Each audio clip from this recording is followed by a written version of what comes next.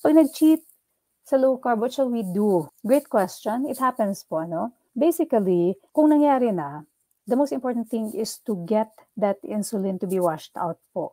So how do you do that? You go fasting. Kung nangyari na tapos gusto mo mag-heal ka talaga, take advantage of autophagy, fasting ka. Huwag ka munang kumain. It takes around 18 hours or so for the insulin washout effect po, Siyempre, kumain ka ng high carb, spike yun. So you need to wait for that to kind of even out. So, insulin effect washes out after 18 hours. Kung kaya mo nga 24 hours, huwag kang kakain, mas maganda pa. Right? Just to get rid of all that increased sugar and allow the body to heal. And moving forward, it's important to know the strategies. Paano tayo makaka-avoid ng cheating? Number 1, know your low-carb substitutes. Napakarami na pong substitutes natin, no? From the rice substitute, to bread substitute, to even yung mga sweetener substitute, marami na po. Number 2, learn some recipes na low carb. So for example, nagki-crave ka lagi na matamis, learn the ropes of creating yung matamis mga napagkain na gusto mo. Chances are meron ng recipe. Number 3, eat your proteins and fats first. Pag mat-tempt ka na, nandiyan na yung high carb, hanap ka muna ng protina tsaka ng fat.